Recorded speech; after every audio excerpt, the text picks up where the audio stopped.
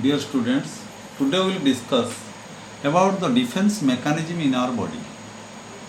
Generally, we suffer from various diseases. That means man suffers from various diseases by different pathogenic organisms. Pathogenic organisms means disease causing organisms. They invade some of our body tissues when the resistance of our body to the action of these organisms is very low. Our body has two lines of defense to fight against these infections. That means our body has two lines of defense mechanism to fight against these infections. Number one is non-specific defense mechanism and number two is specific defense mechanism. Non-specific defense mechanism. In this defense mechanism, the skin of our body acts as a physical barrier and it forms the first line of defense against the pathogens. The skin forms the first line of defense in our body. The outer layer of skin does not allow the bacteria and virus to enter into our body. The oil and sweat secreted by the respective glands of skin prevent the growth of microorganisms on the surface of the skin. The lysozyme present in sweat helps in destroying the cell wall of bacteria, so the entry of pathogens into the body is not possible. So the pathogens may enter into the body through some injuries. Now the body's second line of defense mechanism starts working.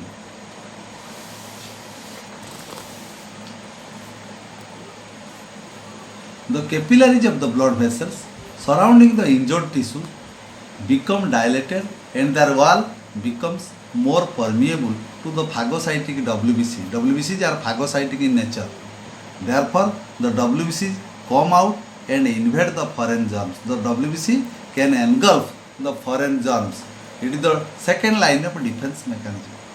Then the specific defense mechanism. This type of defense mechanism is not present in the body of the individual since birth.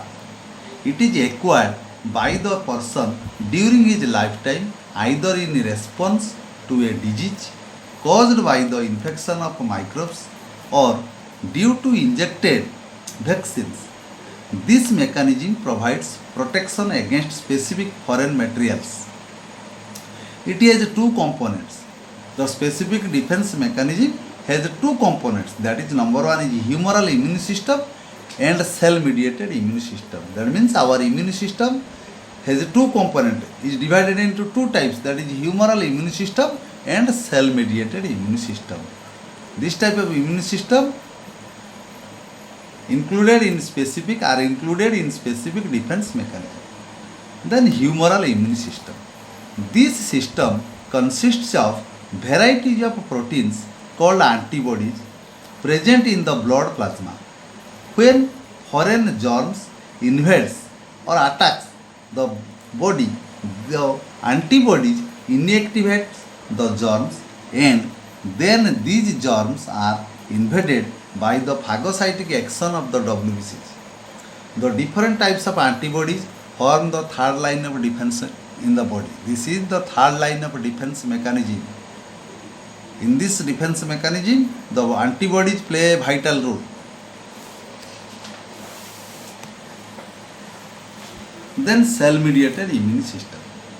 This system protects the body from different pathogens including fungi and protists that enter into the body from time to time.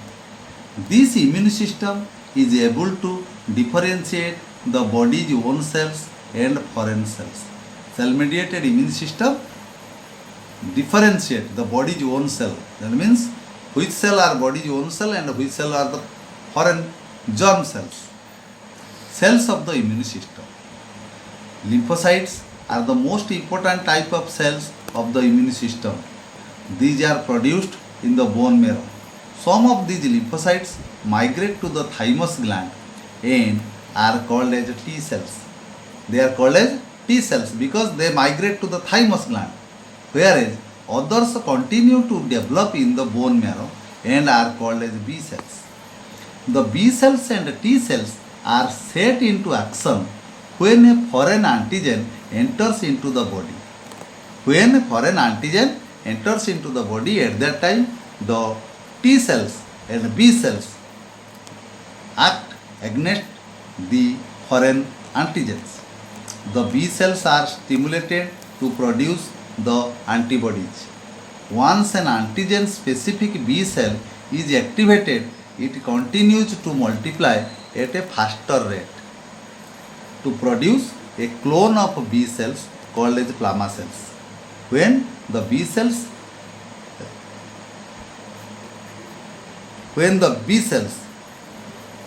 contact with the foreign antigen, the B cells are activated and continue to multiply at a faster rate to produce a clone of B cells called as plasma cells. When a T cell responds to any specific antigen, it multiplies rapidly to form a clone of T cells, which are differentiated into following types. Different types of T cells, which are as follows. Number one is killer T cells. These cells attack antigens directly and destroy them. The killer cells attack the antigen directly and destroy them. Then the helper T cells. These cells stimulate the B cells to produce more antibodies. The helper T cell stimulate the B cells to produce more antibodies. Then the suppressor T cells. These cells suppresses the entire immune system so that the latter does not attack the body's own cells. That means these T cells differentiate the body's own cell, differentiate between the body's own cell and foreign germ cells. Some of them become the memory T cell. Then memory cells. These cells undergo limited differentiation after first exposure of the body to an antigen. They are stimulated into activity on the further entry of the same antigen into the body. So these are the types of T cells. Then we have to study about the antigens and antibodies. What are antigens and what are antibodies? Antigens. Antigens are harmful substances usually found on the surface of a cell and are capable of stimulating the production of antibodies. When they enter into the body from outside, chemically these are conjugated proteins such as glycoproteins, lipoproteins or nucleoproteins. On the surface of antigen, there are specific sites called as antigenic determinants or epitopes. Each antigenic determinant is capable of stimulating the formation of a specific antibody. That means the antigen stimulates the formation of a specific antibody. Types of antigens. Basing on their functions, antigens are of two types, that is complete antigen and incomplete antigen. A complete antigen is able to stimulate the formation of antibodies. The incomplete antigen is unable to induce antibody formation by itself, but is able to do so in combination with certain carrier molecules, normally proteins. When the incomplete antigen combines with certain carrier molecules, certain carrier protein molecules, they act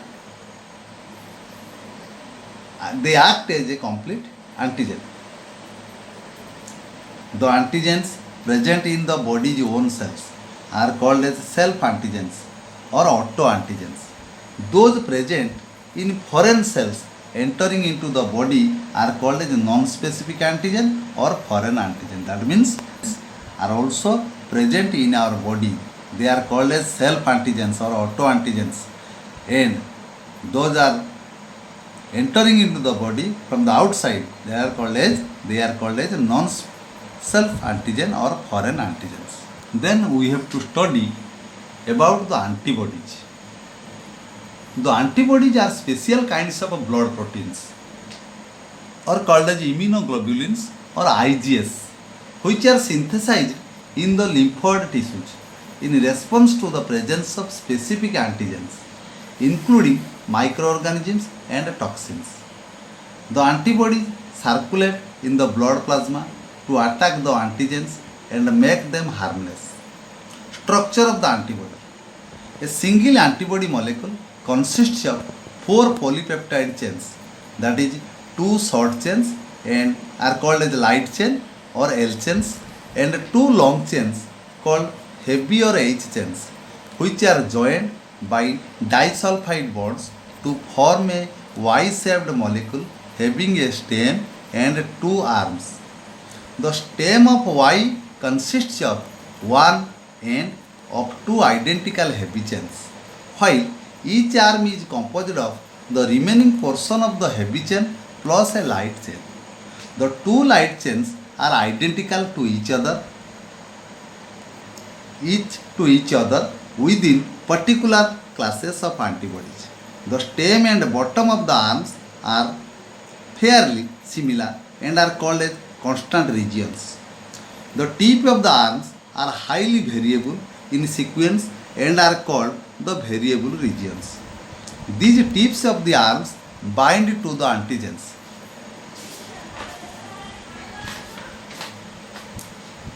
The antigen and antibody reaction begins with the binding of antigen to the antibodies to form antigen-antibody complex. That means the antigen and antibody react with each other to form a complex molecule called as antigen-antibody complex. These complex makes the toxic antigens harmless and may also cause destruction of the antigen bearing cells. The antigen-antibody reactions may start immediately on contact of antigen with the antibody. It may start immediately or may take about 24 to 48 hours to the reaction of antigen and antibody. This is the structure of antigen and antibody. This is a Y-shaped structure. This is the stem of the antibody. This is the arm of the antibody. This is the heavy chain. This is a heavy chain and this is the light chain. This is the variable region of the light chain, variable region. This is the constant region. This is the constant region. This is the disulfide bonds between which are linked with the 2 chains with disulfide bonds. This is the structure of antibody. This is the site of antigen binding sites. This is the structure of antibody. In this site, the antibody binds with the antigen. So it is called as antigen binding sites. This is the structure of antibody. Classes of antibodies. Antibodies are grouped into 5 classes based on the differences in the amino acid sequence in the constant region of the heavy chains. Each class is denoted by a letter attached to the abbreviation of the word immunoglobulin, such as Ig means immunoglobulin and the letter A, D, E, G and N. There are 5 types of antibodies, that means IgA, IgT, IgE, IgG and IgM. Then IgA, immunoglobulin A. It is the principal immunoglobulin in exocrine secretions such as colostrum, the mother's milk, tear, saliva. It plays an important role in mucosal immunity. It plays important role in mucosal immunity. It is effective against a number of antigens and provides local immunity. IgA provides local immunity. Then IgD, immunoglobulin D, antibody IgD. This immunoglobulin is present on the surface of B lymphocytes and acts as an antigen receptors. It functions as a receptor for toxins and allergens. It acts as allergens. IgE, immunoglobulin E. This immunoglobulin is concentrated in lungs, skin and a mucous membrane.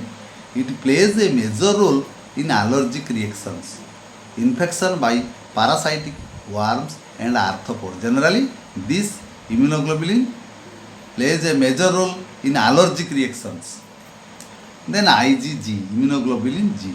It is the principal immunoglobulin present in the blood serum and in the lymph.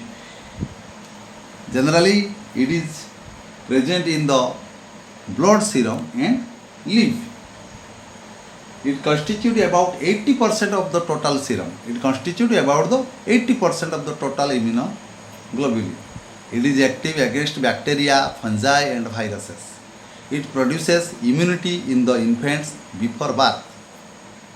Then IgM, immunoglobulin M. IgM constitutes about 15% of serum immunoglobulin. It is treated as the basic antibody that is produced by B cells. It appears in response to initial exposure to an antigen. This is your types of antibody. Then in the next class we have to study about the vaccines and vaccination. Then thank you.